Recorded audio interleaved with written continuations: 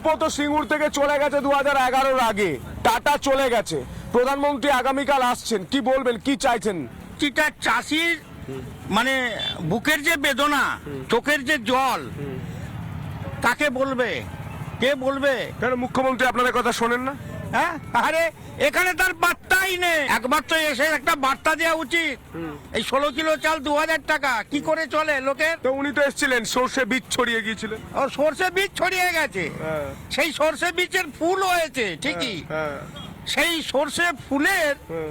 সারা পশ্চিম বাংলার হ্যাঁ। যুবক ছেলেদের চোখে আজকে সর্ষে ফুল দেখছে। হ্যাঁ, তাহলে উন্নয়ন কার হাত ধরে হবে? উন্নয়ন হবে মোদী সরকারের হাত ধরে হবে। মমতা বন্দ্যোপাধ্যায় উন্নয়ন করেছেন না ক্ষতি করেছেন? অত্যন্ত ভুল রাজনীতি শিকার হয়ে গেছি আমরা, হ্যাঁ। ভুল রাজনীতি শিকার। এই ক্ষতি তো শুধু একটা প্রজন্মের নয়, পশ্চিমবাংলা কয়েকটা জেনারেশনে ক্ষতি হয়ে গিয়েছে। সারা ভারতবর্ষ শুধু নয়, সারা পৃথিবীর শিল্পপতির কাছে বার্তা গিয়েছে, আর যেখানে যাও না রে ভাই, সিঙ্গুরে যেও না শিল্প করতে। এই নেতিবাচক থেকে ইতিবাচক হবে কি করে? বাংলায় শিল্প ফিরবে কার হাত ধরে? হবে নরেন্দ্র মোদী শুধু ভারতবর্ষের প্রধানমন্ত্রী নন, উনি বিশ্ব নেতা। হ্যাঁ, ওনার হাত ধরে শিল্প আসবে। হ্যাঁ অবশ্যই, এবং প্রধানমন্ত্রী হাত ধরে শিল্প আসবে। উনি বলেছেন হ্যাঁ। নরেন্দ্র মোদীর যে কথা বলে, মোদীর গ্যারেন্টি, আমরা তাতে বিশ্বাস করি, সাধারণ মানুষের বিশ্বাস করেছে। আর বাংলায় শিল্প আনবে কে?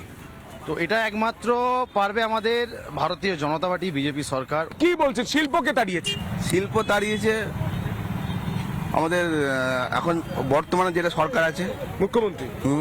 আর শিল্প আনবে কে? মোদিজি। মমতা বন্দ্যোপাধ্যায় শিল্প তাড়ালো তো, হ্যাঁ তো শিল্প হলে আপনাদের ভালো হবে, কাজ ভালো। পাবেন। হ্যাঁ, তো কি চাইছেন, শিল্প হোক? শিল্প হোক। তা প্রধানমন্ত্রী তো আসছেন, প্রধানমন্ত্রী শিল্প করতে পারবেন? হ্যাঁ হ্যাঁ